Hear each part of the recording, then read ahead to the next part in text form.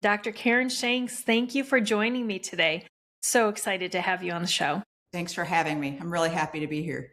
Yes. And should I call you Karyn? Yes, please. Yes. Okay. Wonderful. I wanted to give you the respect, of course. I am so excited because you've spent over 40 years in medicine and you were kind enough to send me your book, which is amazing. And I'm curious, what made you write your book now? I couldn't help myself. It just bubbled up and it sort of emerged during one of the most complicated times of my life. So it was really inconvenient, but it's like I just had to write it. There are so many unmet needs amongst humans on this planet. I mean, that's a very obvious statement, but I work with people with chronic complex illness every day who have slipped through the cracks of the types of healthcare that we have to offer them. And their needs aren't rocket science. They're basic and they're understandable and the treatments are accessible. So I felt this, I guess, just this anxiousness to put the information about how humans operate, how we're made, what affects us, what are the conditions that cause our bodies to organize around suffering and chronic illness? Because it's all stuff people can understand. And I think once they understand it, it gives them a kind of a sense of empowerment and agency over what they can personally do to make their lives better, as opposed to relying on a system of medicine that really doesn't know how to see them the way they are and help them in the way they really need to be helped. And I'm not bashing our system of medicine. I think it's absolutely brilliant at what it does, which is save lives, acute medicine, catastrophic care. We need that. It's brilliant. It isn't what helps people with chronic illness and chronic problems. Yeah. Or even to prevent the chronic illness. A huge part of it. Absolutely. That's right. So when I started reading your book, it was interesting because you said that you remember very early on, I think when you were in medical school, where you already started to have a sense that what you were learning was not either maybe the way you perceived the world or what you understood about the body. Like something internally was telling you there's something off here. Can you just talk a little bit more about that? Because that was so curious to me so early on. It wasn't like you were saying after decades of practicing, you knew early on that something was amiss. I've always felt like I have this really good alignment radar inside my body. So here I am, a young medical student between my first and second years. The first year of medical school was very hard, but it was kind of magical because we were learning all the science of being a human, the biochemistry, cell biology, and it's complex and it's beautiful. And I'm like, oh, I can't wait till we start applying this to people. Like, this is a huge part of how we can help people heal. But as soon as we started second year of medical school, we immediately moved from all that beautiful science to something very different. Now we're going to learn what goes wrong with people. So it's basically courses on pathology. Here's the disease. Here's what it looks like under the microscope. And here's the medications that have been developed to treat that disease. So pharmacology was part of that. And we never look back. We never framed it in that science. We never started with a person's problem and thought about it in the context of all that beautiful science. It was now memorizing the disease boxes and all that went with them.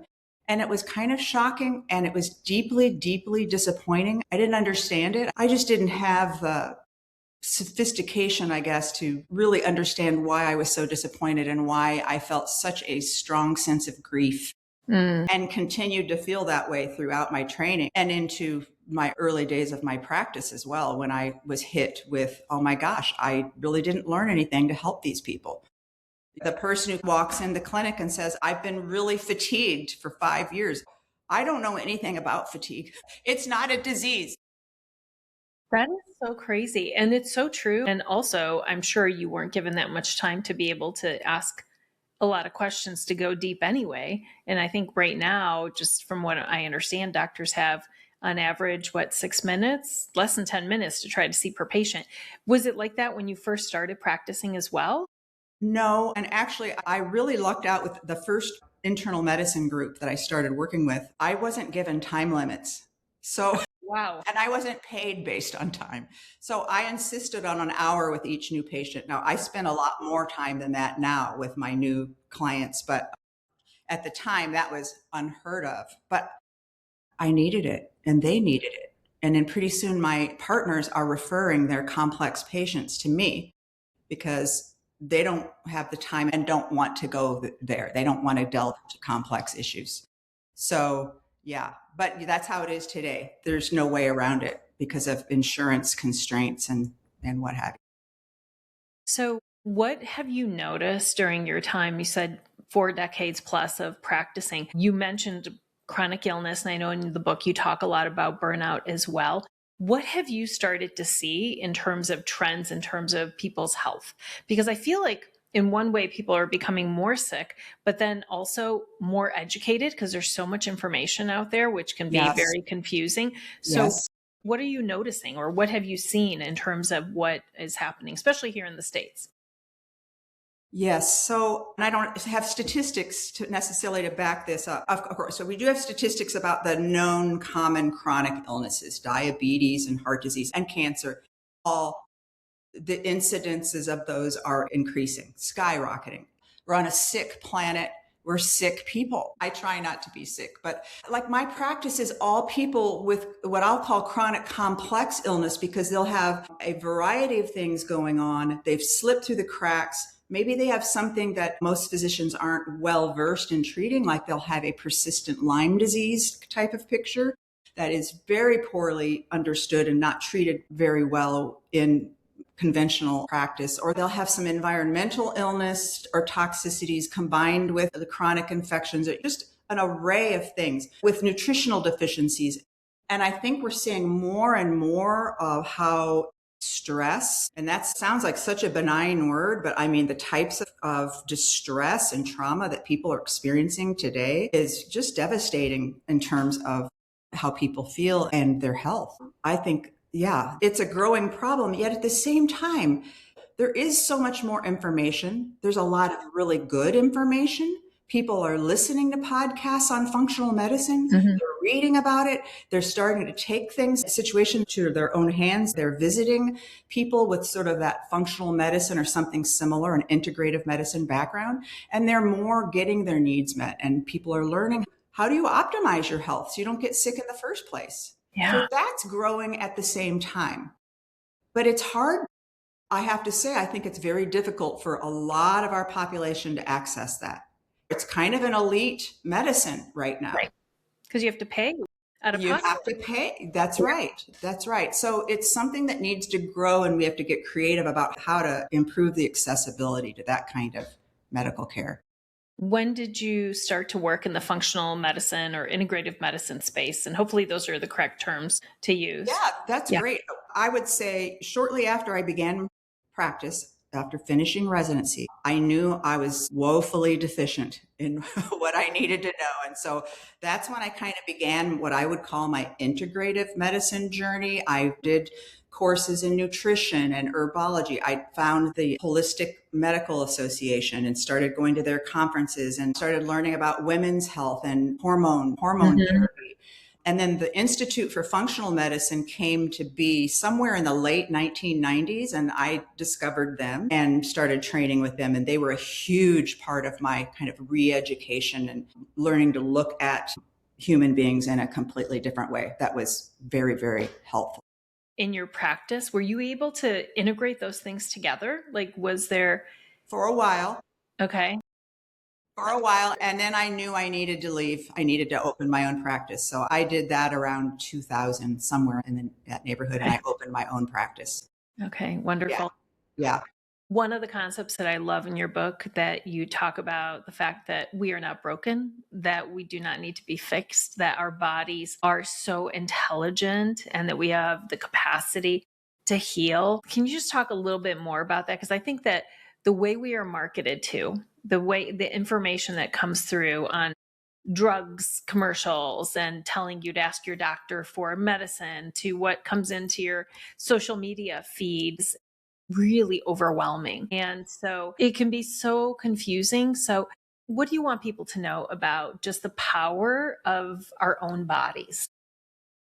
The way medicine is practiced and has throughout its history, a few hundred years, our version of biomedicine based medicine really looks at people as parts and problems. Mm-hmm. So, and there's kind of a historical basis for this, but around the time when biomedicine was getting started, it was during a time called the scientific revolution, and the body went to science and the mind and the spirit and all the human intangibles went to the church. Mm.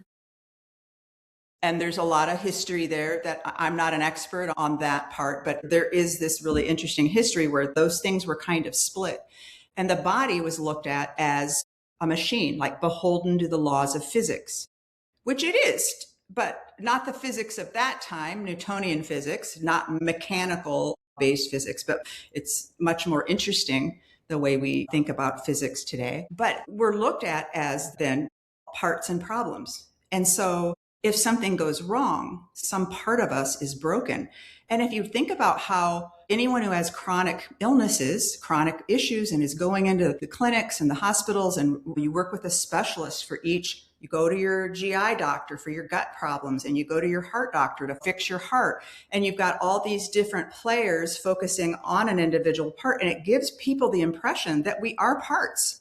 We're many parts, many problems, I like to say, which is not how it is. Sure, we have arms and legs and a head, but our biology is this beautiful, just completely integrated, dynamic, interconnected. You can't separate any of it. And one part affects the other affects, I mean, everything just is, we don't have a word for it. So that's why it's hard to find words. We only have words for parts. We don't have a word that captures how integrated, how whole we actually are. Yeah. And so that's what's in our heads then. We're parts and problems. A thing breaks. We get diabetes. Something's broken. We take the drug and that fixes our diabetes, or we think it's a genetic problem. And that genes can play into what goes. We can have a genetic predisposition for all kinds of things, but how our genes are ultimately expressed depends on everything about our lives. That's called epigenetics, where the gene expression depends on the environment. So most of us aren't setups for what we think will come based on what our genes are saying or what happened to our parents and grandparents. So yeah, we're just looked at all wrong and we're treated all wrong. It all has to do with the convenience of having specialists take care of a single doc. Although if you watch TV, you'll learn something very different. I remember like how the physician in that show House, he'd do brain surgery one afternoon and the next day he's doing somebody's gut. He's doing a colonoscopy. You have to specialize. There's a certain convenience and practicality to having all those specialists, but then there's no one looking at the whole person and sort of pulling everything together. And that's where I think so many mistakes can get made. And I won't get into the details, but did have a very close, I live in Cleveland, so Cleveland Clinic is right here, world renowned. Yes. And had a friend's son in there. And it was one of those things where you observe where many different specialists are part of a team working to fix something that was happening. And I remember just saying, but who's his doctor? And they're like, no, it's a team and we switch every 2 weeks. And I was like, wait, what? Like every 2 weeks, new people are in charge of this body and you're all just responsible for like an organ and you hope that somehow this all comes together. It's exactly what you were talking about. And I thought that that was the craziest thing I'd ever heard, but I think they thought I was crazy for asking who their doctor was.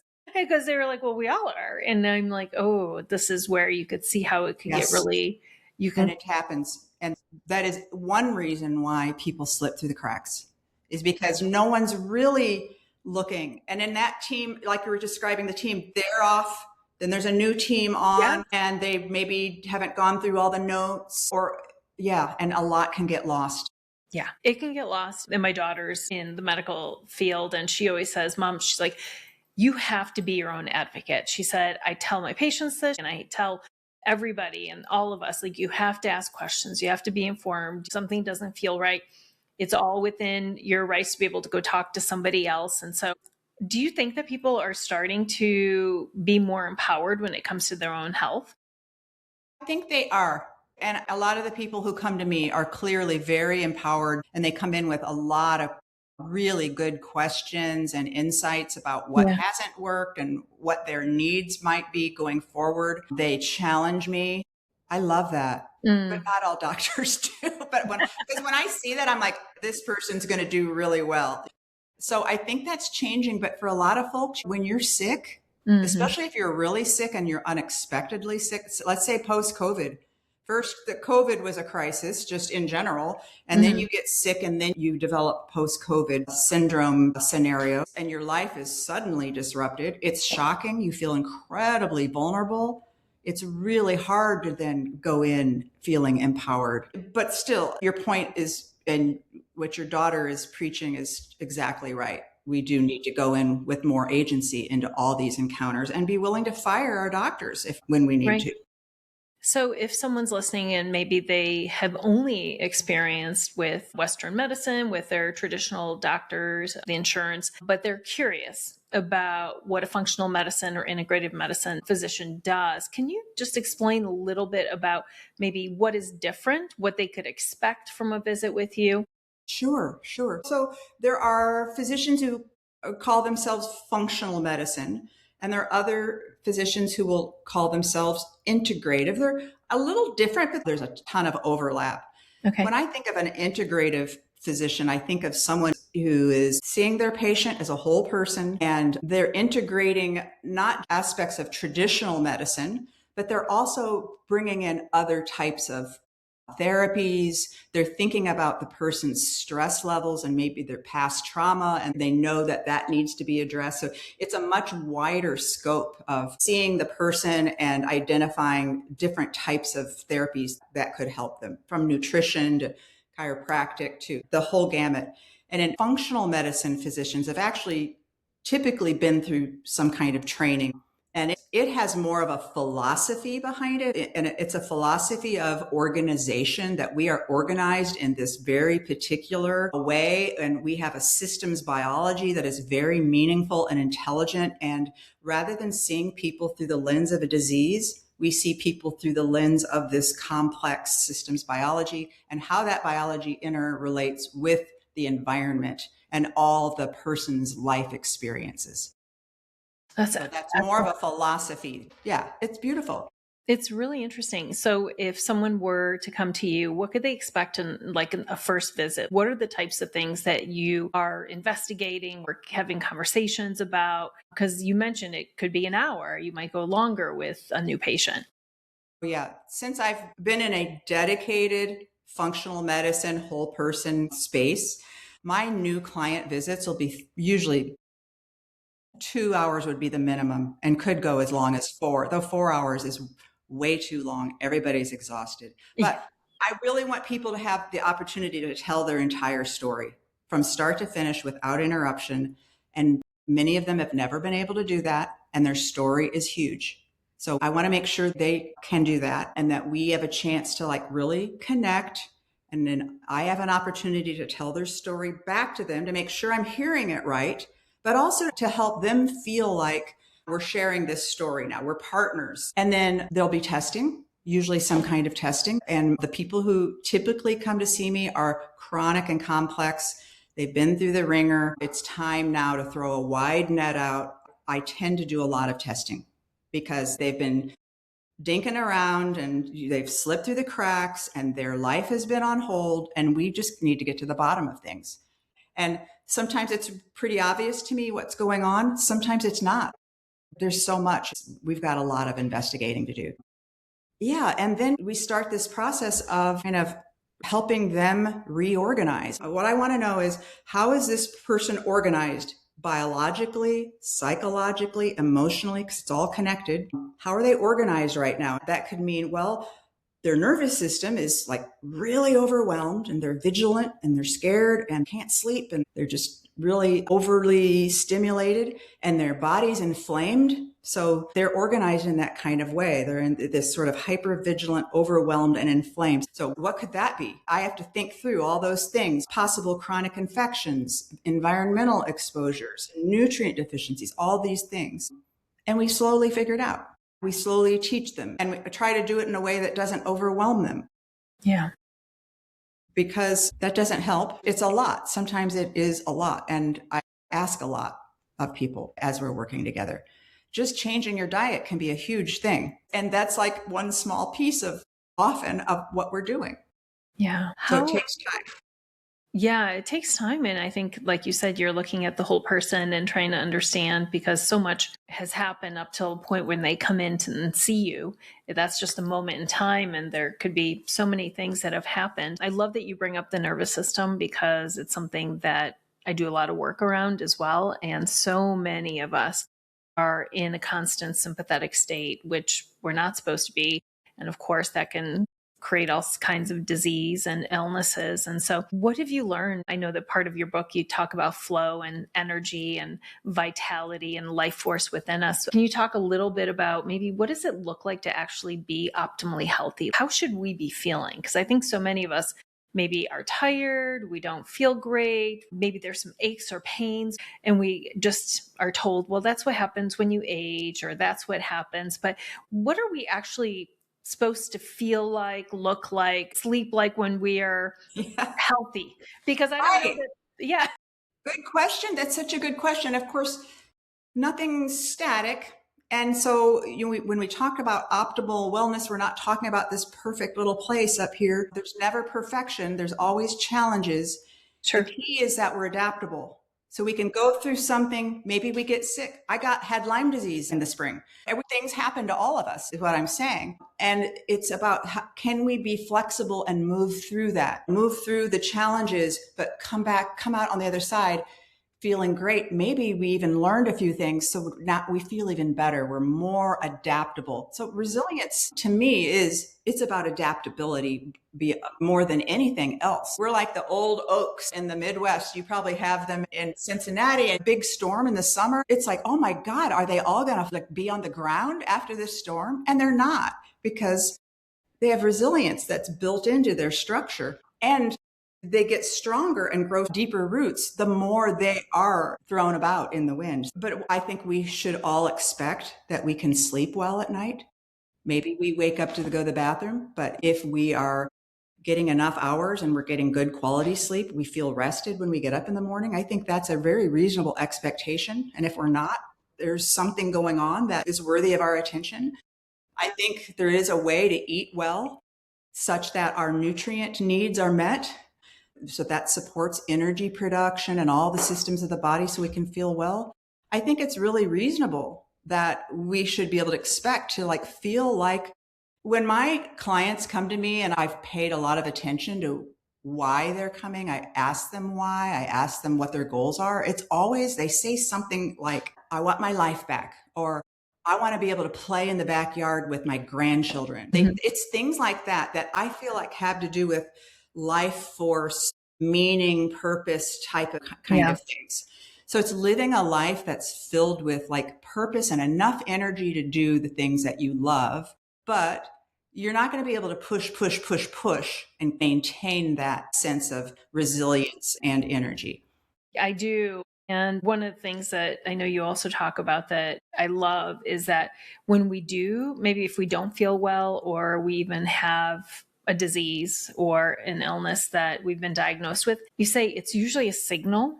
Like if we just think of this is a signal that something is wrong, and we can do something about it. That's right. So if we're not feeling great, many of us, I think for too long have been taught to just push through.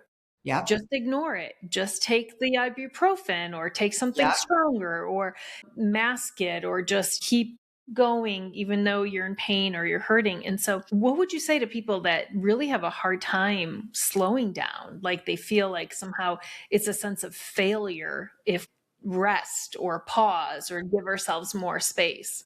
Well, first I'd say welcome to the club, because I think most of us, myself included, have been there. It's still a challenge. Mm-hmm. That's because that's our culture. Culture. Our success is defined by how much we do. And imagine, I trained in medicine. I mean, you just sacrifice everything for everybody at all Yeah. times. It's very unhealthy. And women in general, work, kids, family, everybody's needs before our own, that kind of thing. So that's part of our culture that we're all born into. And we need to learn to unwind that. One of my favorite authors recently, Percy is her last name. I can't remember her first name right now, but she has a book called Rest as Resistance. And Mm. she talks about rest as being a portal to the divine. Mm. You can't hear the divine when you're not quiet. I just love that. And part of what she means is a reverence for ourselves too, and the divine within each of us. And we really deserve to rest. And we don't know how. We don't think we deserve it. We don't think that it's okay. Man, if people learn nothing else but that, that would go a long way to healing a whole lot. Yeah. And Yeah. in most spiritual practices, there is some element of rest or of restful practices that do allow you, one, to rest for yourself, but to connect to the divine so that we can That's listen right. to the inner intelligence.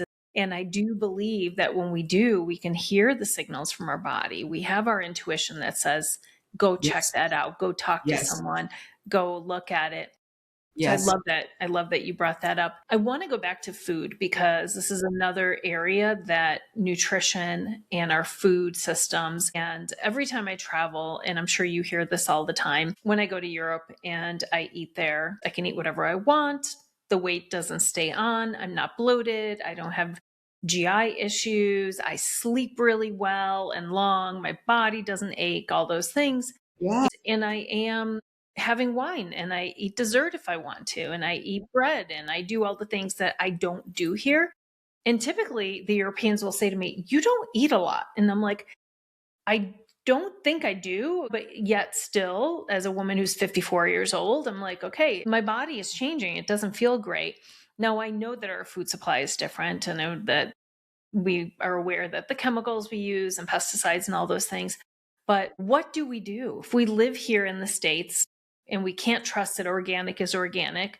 Not everyone has their own land to grow their own food. What do we do? How do we become better informed? Are there tips so that we are trying to get as many nutrients from whole foods as Yeah. possible? Yeah. And then the follow up will be, are there some supplements that all of us probably need to be taking? Sure. Good question. I've heard that from so many people about traveling to Europe and how people who are gluten intolerant can go Yes. and eat the croissants in Yeah. France. Every Yeah, day. I know. I think part of it is we're on vacation. We're not working. We're off. We're out of our ordinary lives. We're having fun. But I also agree the food supply is different. The agriculture practices are different, et cetera, et cetera. What can we do here? Well, we do our best. And you're right. There is no perfect system. I trust that when I go to the store, especially if I go to my natural foods co-op or to Okay. Whole Foods, that I am getting organic. And I try to eat as much organic as possible. It is much more expensive to do that. And that is a problem for a lot of folks. And so look at the most contaminated fruits and vegetables and just try to avoid those. Dairy products, I think, are really important to choose organic because that's sort of the top of the food chain, very, very concentrated. And then I think it's really important you choose meats that are not from a feedlots, that are pastured, because they're eating grass, they're not eating grain. You've got a completely different animal, completely different nutrient profile. So that's huge to the extent that we're able to be selective about what we eat. And I understand that not everybody can. And that, again, that's something we as a society, we need to figure out how to solve that problem. But you can do that and you can keep a lot of toxins out of your home. Those are just as important as what we eat, is what we put on our skin, what we're cleaning our house with. And there's tons of resources now. And avoiding plastics, I think, is huge. That's pretty straightforward. Instead of using single-use plastic, you have your water bottle, and not storing food or especially heating food in plastic containers, that kind of thing. So those are powerful practices. I think at this point, over the years, as I've been able to kind of dial in a lot of those practices, I feel really good most of the time. So I don't feel like I have to go to Europe to get that feel good, That's good. Exactly. And you asked about supplements. I think it's key. I do nutrition testing on everybody. I think I've had one person test perfect in my entire practice. Wow. Everybody needs nutrients and everyone needs some support. We live in an increasingly toxic environment. So the nutrients that our bodies are using to detoxify, we're blowing through those really fast. The soil is not as rich in nutrition and nutrients as it once was. Therefore, our food supply is not as rich in nutrition. There's a lot of reasons why we can't get all of our nutrients from food. We can try, but then I think it's smart to have someone like a functional medicine practitioner who can do that testing for you and help you with an individualized supplement program. But there are some basic supplements that I think if we can't afford the testing, it's not accessible to us, whatever, I think there are some basic supplements that everybody could benefit from. And that would be a good multivitamin mineral with B vitamins that are already activated, and it'll indicate that on the label. Okay. Because there's some genetic issues that a lot of people have where they can't take B vitamins and convert them into their biologically active form. Probiotic, vitamin D.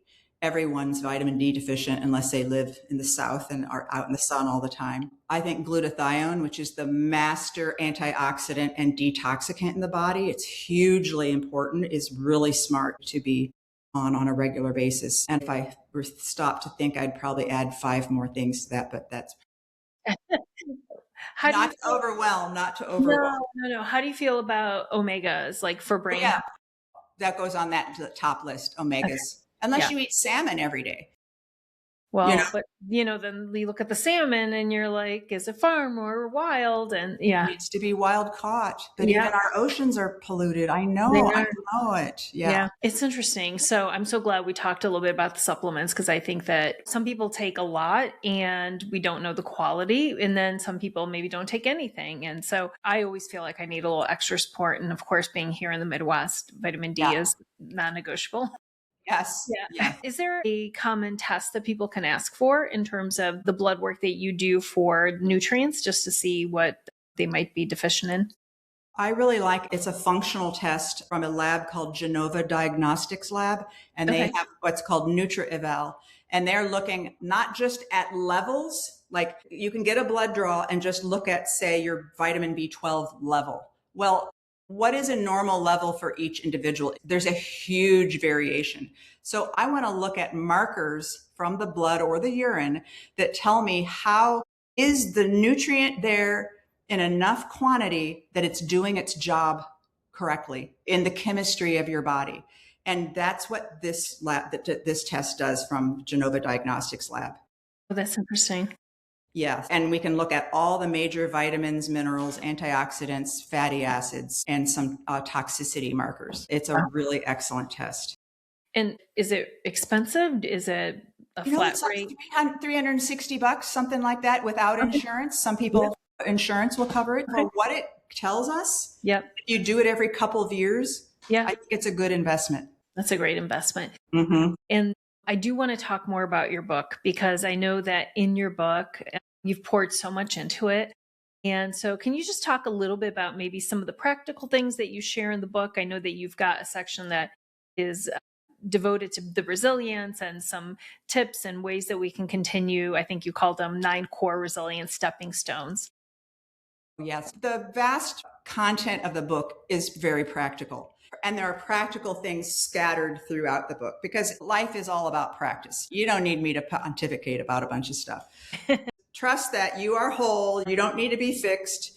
You're not broken. I offer these 9 core resilience. I call them stepping stones. They're practices. I call them stepping stones because you kind of like decide which one you want to step on, and maybe you're going to backpedal, and you're just stepping around and kind of choosing where you're going to land. And I want people to use that my book as like a manual where they could just kind of zero in on what interests them or what they intuitively feel they need. And so I start that whole section of the book with the first stepping stone is called Be Present. Because I really think that learning to notice and observe is key to everything else that you do for yourself. First, you have to notice how you feel. You have to notice what your body's telling you. We need to be able to notice how we feel when we implement some kind of change, what transpired. And we're not really good at noticing. We're not good at being present for ourselves in our culture because we're not taught. Some of us are, or maybe we learn later in life. I learned later in life. And it's really key. It's also, I think, really key to being able to rest, to like stay in one place, to become more grounded, is to learn sort of to how to be still and listen and observe. So that's the first stepping stone. And I feel like if people do that one, they can just skim through the rest. So there's one on sleep, rest, which includes sleep and the importance of rest and the importance of unwinding and why rest is so hard for the reasons that we talked about. Rest can feel dangerous. Yes. We get into movement and food and nutrition, purpose, meaning. Yeah. I do a lot of resilience training with my clients, and there's usually pillars. There's about 5 pillars of resilience, many of which you are in these stepping stones. But then the other thing I noticed is just the connection to the blue zones, and many of, in the studies of the blue zones and why people live over the age of 100, the higher concentrations. It's because they're doing these things. They have some sort of a presence practice, which could be spiritual in nature, Right. or they find rest, they have community, they eat whole foods, they're moving their bodies in a natural way every day. They have different words for purpose, a reason to get up every single Yes. day. They Right. have loving relationships. They live Yeah. their life so fully. So all of these things are, I think, they help us to be healthier, but then they Yes. also help with the quality of the life, Mm-hmm. because Mm-hmm. we don't want to extend our life if you have to sit in a bed and you're not actually able to live. So I love that these actually allow people to not just improve the length, but maybe the quality of their life as well. Absolutely.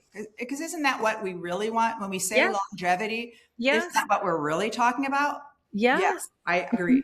Yeah, Yeah. I agree. Well, I can't wait for more people to read your book, Unbroken. I'm so excited for folks to get to know you, maybe through my community if they haven't already connected with you.